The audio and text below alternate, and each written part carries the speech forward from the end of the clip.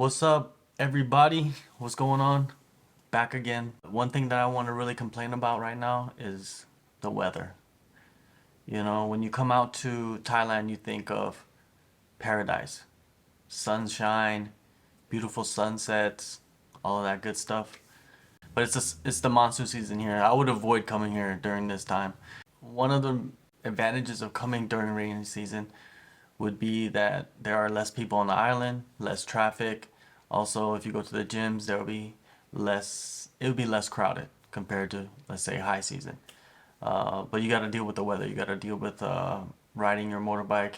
Yeah, you got to deal with it. So if you're cool with it, then come during this time and enjoy the island, enjoy the trading. But yeah, it's not ideal. One thing that I've been thinking about a lot lately was fear. The past couple of weeks, I've been dealing with some stuff at home, and then as well as some issues physically, with injuries and having to visit doctors during this whole process has has really sucked because it kind of instilled a fear in me, a fear of injury, a fear of sustaining a catastrophic injury. If we watch fighting, and in the past couple of years, we've seen a lot of crazy, unfortunate breaks, like arm breaks, leg breaks, things like that. You know what I mean? People just getting disfigured, just getting punched 300 times in a fight, stuff like that. That stuff, it's entertainment for us, and it's an entertainment for a lot of people. But when you really look deeper and deeper into it, it kind of makes me fear a lot of things. It kind of like had this domino effect in my mindset of, this fear of like being injured. If I go too hard, if I press too hard, I'm gonna injure myself again, or I'm gonna get a different injury, or I'm gonna injure myself so badly that I'm not even gonna be able to train anymore. That's fear. There's fear in that. Like in the beginning, there was a lot of a fear of like getting punched in the face. A lot of that stuff has dissipated throughout the last few weeks, and now I'm getting more comfortable with getting punched in the face, and that was like one of my biggest fears when I first started. It was, can I sit there in the pocket and take punches in the face and still keep my composure and fire back with intelligent attacks, and as intelligent as I can get, in this short period of time. And I had a fear of that, and that fear was like I said, the fear dissipated from sparring, from training, from getting hit. Just from getting hit in the jaw, getting hit in the head.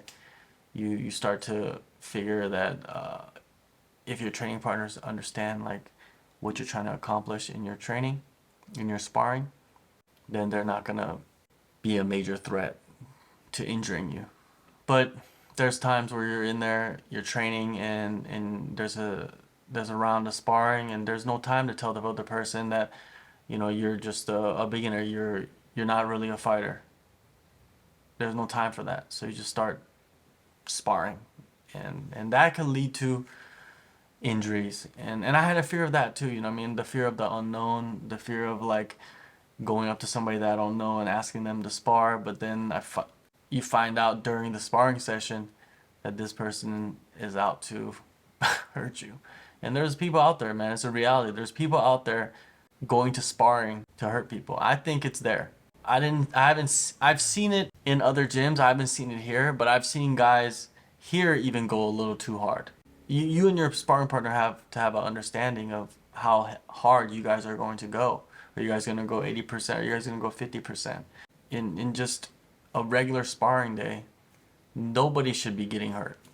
But I've seen some, especially with fighters in fight camp, some injuries go down. And that also elevated my fear. So fear has been something that's been running through my mind the past couple of weeks. And it's so easy to just like drop everything and say, man, this is not for me. But then you bitch out. Then all the stuff that you said at the start doesn't mean anything anymore. So I always think of that when the fear creeps in. I always think of accountability. I always think of it's just fear. It's like a scary movie. It's only on TV. You got to get over it. That's about it. And am I over? Do I not feel fear? I just told you that I have fear in a lot of things that I'm doing, especially with this, with training and anything to do with fighting. I have a fear. A fear of getting hurt, a fear of brain damage, a fear of injury. Like tweaking a finger. Like anything can derail the training. So that fear, I've been battling it for the last 2 weeks. If I rewind, to 2 weeks ago, I believe it was July 18th. That's a Monday. I woke up. I felt really shitty. Start the week. When you wake up on Monday and you feel like shit, then it's not a good sign. And I felt like shit, most likely due to choices I had made over the weekend with food. Food has such a huge impact, man. I don't know. I probably talked about this in the previous vlog, but man, what you eat really affects your mood. And also, if it's fucking raining outside all the time, it definitely affects your mood. But food, yeah, it can really derail, your goals for the week. Short-term goals, man. I'm not even talking about long-term goals. I'm talking about short-term goals for the week. It can derail it. You eat the wrong thing. You don't feel right. You don't get the workout in you want, or you don't feel good in your mind. You're like, should I take the day off? And then you take the day off when you really shouldn't take the day off. Shit like that. It escalates quick. Oh, wait.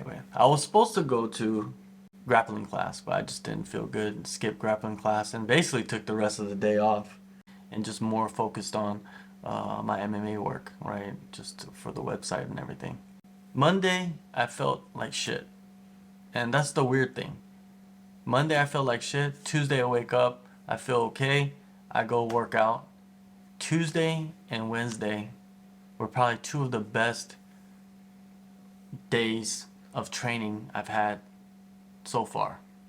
Both days I did 2 sessions, one in the morning, one in the evening, and it was some of the most incredible training I've gotten here, which says a lot, because there's phenomenal coaches. But I think it's a combination of like the class running really well and also me being in the right mindset and physical state to go out there and execute what I need to execute throughout in the classes. And I think that's why it worked out so well. On Tuesday, we did a fitness session in the morning, a circuit with the barbell, with the dumbbells, as well as the kettlebell. And it was a rough workout, not having worked out for a few days and then jumping right into a fitness class like that. It was heavy duty, but I needed it. I needed it to challenge me, physically challenge my lungs. That evening, I went to wrestling, and in wrestling class, Frank is the man that runs it as well, alongside Shay, and yeah, we spent a lot of time drilling, and I love it. I love the drilling aspect of the classes, and Frank took us through takedowns. So we drilled takedowns, and then after that, takedown defense. So we drilled takedown defense. Then after that, we went to single leg takedown, single leg defense. Like it's just a whole bunch of good techniques. Basic techniques that you need to drill and you need to practice over and over and over again. It looks easy, but once you start doing it, it's hella hard. Took that momentum of Tuesday and slid into Wednesday. Just felt good, woke up, went to grappling class. In grappling class, I don't know if you remember a few weeks or a few months back, probably late last year, I'm not for sure, but there was a video of Alex, our jiu-jitsu coach, showing the submission, right? This modified submission, right? I think it's a reverse triangle, right? So he doesn't really go into those types of moves, but he did, and it was fun, man. It was fun. It's a difficult submission to pull off, but it's fun to drill, right? Because you get to slow it down, and the components are not that difficult. It's just getting into those positions and following every single move with precision to not create space to allow your opponent to get out. And I love the submission. I love drilling it. I think it's a unique submission, and yeah, it's great. Took a couple hours off, you know what I mean? Went back, eat some food, and then went to MMA technique class. We worked a lot on the wall. You know, the wall. I think the wall, the cage, whatever you want to call it. It's something that is like I don't know, it's hard to say, but it's fun to drill things off the wall, learn all about underhooks, overhooks, how to manipulate the body, how to shift your weight, and that's all the stuff that we were drilling. That's all the stuff that we were focused on Wednesday. A lot of the stuff that we learned, it was just some skills that they added from the previous week, right? So the previous week we worked on this aspect of wall work, and then that week Frank added another aspect. You know what I mean? Another skill that we needed, another move or technique that we could utilize. Thursday, I wake up for some reason my left hand, the lower part of my thumb, it was bothering me when I woke up, and but that was no reason to skip a workout or anything like that. So what I did was I just noted, and went to fitness class. I couldn't plant my left hand on the ground, so during many of the exercises I had to just make a few adjustments, but I got through the workout, got a good sweat in, didn't really feel any pain in my hand too much, a couple times here and there. But the terrible part was I felt sick.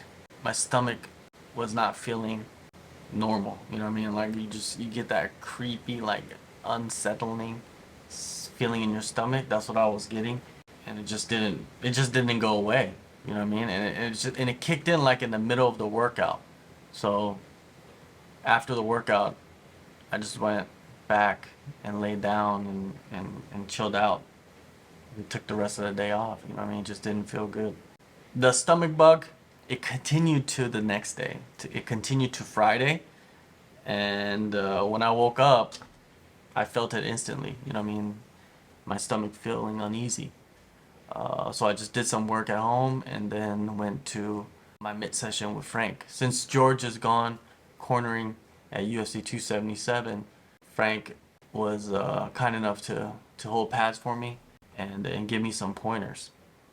I've been working with George, right, the whole time, and one thing about like working with Top Noi or Frank, all these guys know the same system. It's not like they're using different systems. They all know the system. You know what I mean? But they all see the system in a different way, the striking system. And Frank, what he brought to the table with our session was that he would mix in like takedowns. Like I'll be hitting the mids, and then he would shoot for a takedown to see what my reaction is like, to see if I will be able to defend takedowns while I'm striking. He also taught me some head movement. You know what I mean? Some little tips on how to move my head properly and where you should slip to, and then where you can counter off slipping punches, which was interesting to practice with Frank.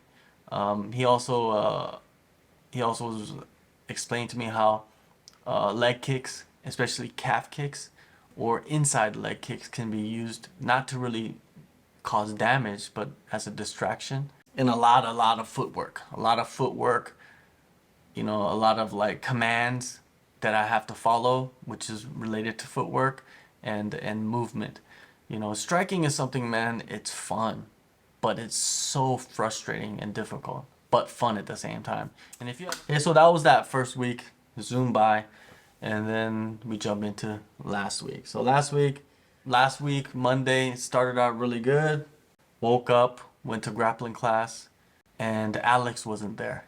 And I was thinking, like, why is Alex not there teaching class? And then I found out that Alex is out because he's sick. And then I found out a few other people were out because they were sick last Thursday, Friday. and they missed some sessions. And the reason why is because they had some kind of stomach bug. And I was thinking, is are stomach bugs contagious? It's weird. So he was out. Frank steps in. Frank, he's the utility man, like in baseball. He's the utility man. He can do everything. He steps in and he starts teaching us ankle picks, which I have never ever learned. I mean, you always hear Tony Ferguson. Tony Ferguson, he'll go for the ankle pick during the face-offs. Like, but how effective are ankle picks? I never even thought to research that. But when I went to grappling class that day, Frank was teaching ankle picks and different ways to get the ankle pick and how to position your hands. It was fun, man. You get to drill it and in different scenarios as well, which made it much more interesting. Then after that, I rolled a few times sparring and just got manhandled. I don't know. For some reason, when I'm sparring, I don't know why, but I'm trying to more play defense than I'm trying to play offense. I don't know why I get into this defensive mode during sparring. So I put myself in bad positions, or I don't fight for positions. I just give positions up so I can fight out of the positions, fight out of the dangerous situations. I don't know if that's a good thing or a bad thing, but sometimes I get into bad situations and I can't get out, and then I have to tap. So that day I was tapped a few times, but one thing good is both guys are very similar to my size, and rolling with people that are similar to my size and maybe a little bit stronger, I think is going to benefit me more, and especially putting myself in dangerous situations. We'll see what happens, but that was good. That was a good few rounds, but I got manhandled. I got really, really manhandled by two lovely gentlemen. Later that day, went to MMA sparring. Like most days in MMA sparring, I got my ass lit the fuck up. And that's just what happens every time I go to MMA sparring. It's just the reality of trying to spar professional fighters when you are not a fighter. But it's fun. You know what I mean? You get punched, you get kicked. Fortunately, it's not that hard. Sometimes you feel it, sometimes you don't. It all depends. But getting punched and getting kicked and not being able to return fire fast enough is so frustrating, but it's fun. Because when I go back home, or when I'm just like not even training, I'm thinking about like, how do I counter Top Noise left kick to the body? Because he just keeps kicking me the left kick to the body, and I was watching other fighters spar, and I noticed that there is a way to counter that, and you just got to be able to time it right. So I'm thinking like, okay, when I go to sparring again and I see Top, I want to throw that counter over and over again, because he kicks me with his left leg continuously, and I just can't. I just haven't figured out a way to counter that to make him stop. But I found out, and I know Top doesn't watch these things, so don't think he'll know, because he won't. Fast forward to Wednesday. Wednesday is always grappling in the morning and MMA sparring, actually MMA technique at night. In the morning, I get there and Alex is teaching us arm drags from off your butt. You know what I mean? Like arm drags to get to the back. All these things. You know what I mean? It's great. It's great to see. You know what I mean? The previous class we're doing ankle picks. This class we're doing arm drags. I love it, and we're drilling it. Learning where to put your hands. How to move your body. You know what I mean? Like moving your body the way that they want you to move your body. Some people can do it naturally, but there's a lot of people out there that have to drill and drill and drill and drill and drill and drill because the movement, the way your body should shift, sometimes it's not a normal movement. So you gotta keep practicing that shit until it moves like it's normal. And yeah, with the arm drags to the back, to the submission, all of that stuff. My favorite training partner, Ken, he's the one who was helping me drill, and he's the perfect training partner for me. About my size, maybe a little bit taller, weighs about the same, longer reach than me, and he's more than half my age, which is great, because if I could train with him and keep up with him, I'm pretty sure I could keep up with a lot of people because Ken, he's out there doing tournaments and beating adults right now. He's beating up adults right now. He just went to Bangkok and won 3 medals. So shout out to Ken. You know what I mean? Get back safe and we'll be training again soon. I went to go visit the physio a few hours after grappling class, and with my hip doing okay, the doctor focused more on my right shoulder. And what she was saying is that I might have tendonitis on the front part of my shoulder, and there's a problem with like rotation and movement, which probably refers to the rotator cuff. So she's recommended me to just get massages, ultrasound therapy, and then she introduced shockwave therapy. It gets deep, deep, deep down into your shoulder or into your muscles and just shocks it. I guess that's why it's called shockwave, right? But I guess what they were saying, the doctor was saying, it's pretty intense therapy to the point where you shouldn't train that day and probably the next day. So they told me that I should rest the rest of the day and the next day. So that's what I did. Thanks, doc. Friday. Friday, Friday and Saturday, I only did fitness in the morning. Like I just felt like I wanted to just do fitness in the morning. You know what I mean? I felt like missing so many sessions and I just need to just get the body moving, sweating. Saturday, we did a circuit training on Saturday. And guess who was doing the same stations as I was doing the same stations? Xiangwei Li. She was there. I try to give the fighters their space, so I don't really talk to them too much unless I know them, unless I'm friendly with them already. With Wei Li, you know, I mean, she's a machine. She trains extremely hard. Work ethic is insane. Watching her, and the only thing you can get out of her is the inspiration, man. Like she's inspiring a lot of the young athletes. To be honest with you, at the gym, you know, what I mean, there's a lot of young fighters at the gym. A lot of fighters that are still searching for their identity. They're still training. They're still figuring out what kind of style that they have. And they're always coming in and out. There's always fighters coming in and out, in and out, in and out. But when they see someone like Wei Li training, it's pretty black and white. Train fucking hard, and you can be the best in the world. Anyways, thank you guys for listening. Please leave a comment, a question, anything down below, and then I'll get back to you guys next week. See you guys, and stay safe out there.